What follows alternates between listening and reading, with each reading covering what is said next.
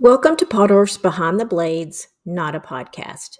I'm Stephenie Ravenscroft, and joining me is Josh Parent. In this episode, Josh is walking us through and explaining the wind-driven rain comparison demo for louvers. Josh? Thank you for joining us. What we have here is a wind-driven rain simulation test where we're going to be comparing three levels of louvers. In the bottom air chamber, you have a standard drainable louver. In the middle air chamber, you have something that's more storm class. And then in the top air chamber, you have a vertical louver, highly performing, one of the best models in the industry. So we're going to kick this on. I'll walk you through a few of the other details here that are important, and you'll see why it's important to understand where your louvers are being installed and what the different performance levels mean as they exist out in the wild. All right, here we go. So as you can see in the three different air chambers, again, the bottom being the worst case scenario, that's what you're looking at now.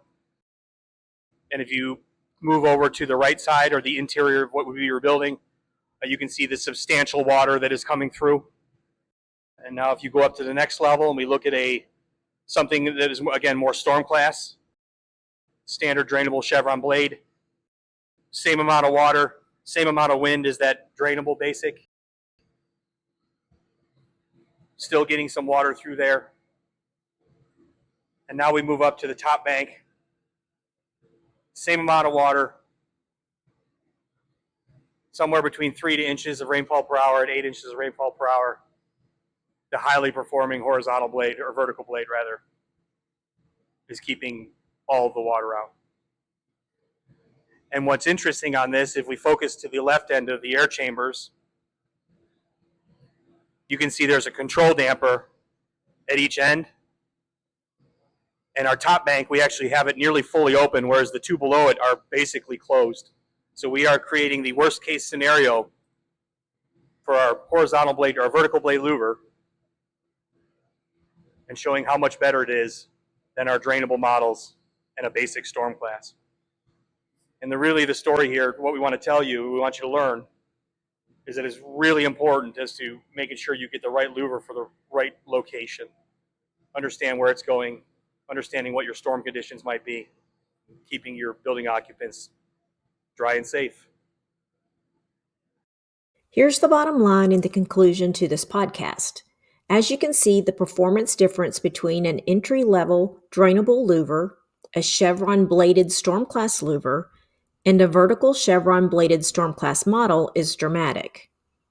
Let's quickly recap the three product types that Josh showed us. Drainable is good for simple rain with limited wind.